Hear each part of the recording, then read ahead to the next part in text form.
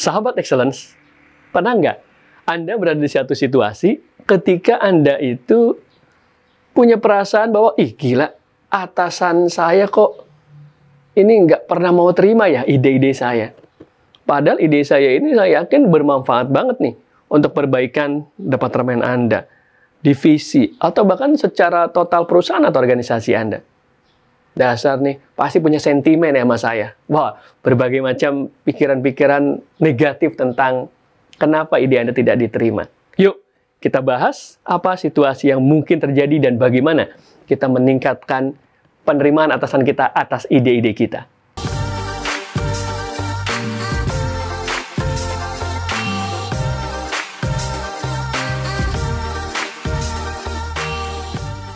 Oke, sahabat Excellence Sales, berjumpa lagi bersama saya, Adriano Giovanni.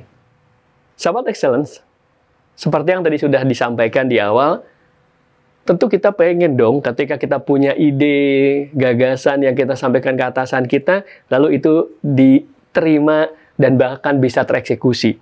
Syukur-syukur bahkan tereksekusi sukses dan tentu itu menjadi catatan baik atas ide kita, kontribusi kita. Nah, tapi kan sering banyak di antara kita akhirnya tidak mendapatkan penerimaan atas ide tersebut. Bahkan itu berulang dalam jangka waktu yang lama sehingga mulai data tadi pikiran-pikiran, dasar tuh dia aja sentimen tuh sama gua. Mulai kan? Mulai itu. Udah mulai ke personal. Sentimen tuh sama gua. Nah, sekarang kita lihat faktanya di lapangan.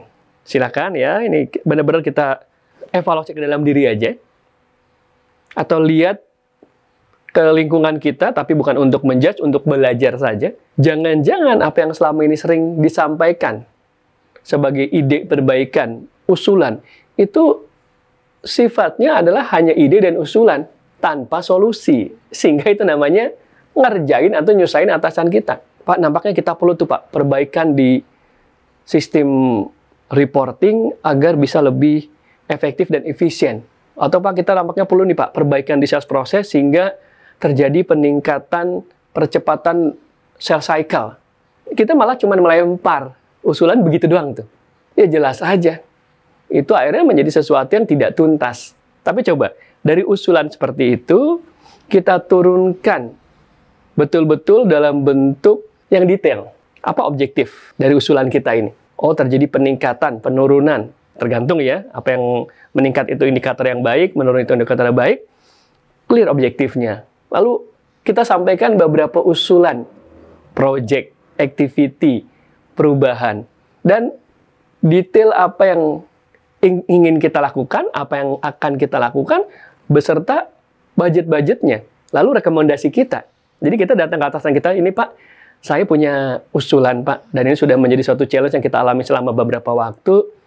Seperti ini Pak, jadi situasinya adalah yang terjadi begini, ya, terjadi cukup banyak komplain misalnya, atau sales cycle tadi, kita kok rata-rata untuk closing itu butuh waktu 1 bulan, dan ini sudah berlangsung sekian lama, maka objektifnya terjadi penurunan waktu menjadi hanya 2 minggu saja.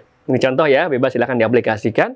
Nah, maka usulan yang saya yakin ini bisa meningkatkan percepatan adalah opsi A, opsi B, opsi C. Opsi A yang perlu kita lakukan detailnya begini, ini hanya membutuhkan budget sekian, ini membutuhkan budget opsi B sekian, C sekian. Nah, usulan dari saya pribadi, Pak, rekomendasi saya adalah opsi ini. Nah, itu kan atasan kita tinggal decide aja. Bahkan kalau beliau mau men-challenge, silakan, tentu wewenang beliau untuk men-challenge kita. Tapi kita yang dikatakan bahwa kita itu di-hire, direkrut oleh atasan kita untuk bantuin beliau mikir. Jangan malah nambahin pikiran. Apalagi kita negatif tuh nambahin pikiran.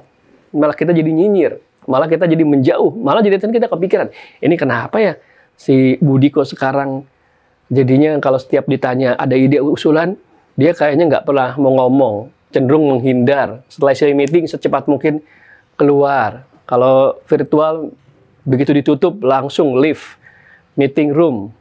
Kan akhirnya malah jadi atasan kita kesian. Oke, jadi sahabat-sahabat, bukan hanya masalah sekedar idenya, usulannya, tetapi yuk kita tuntaskan ide kita sedetail-detailnya, kita sampaikan pro and cons-nya, apa yang menjadi kelebihan dan kekurangan ide A, ide B, ide C, lalu juga budget yang dibutuhkan, tapi itu benar-benar atasan kita mendapatkan banyak kemudahan. Dan bukankah bawahan yang baik adalah bawahan yang diberdayakan oleh atasannya, bermanfaat untuk atasannya, untuk organisasinya, karena membawa banyak kemudahan-kemudahan. Terima kasih, sahabat-sahabat.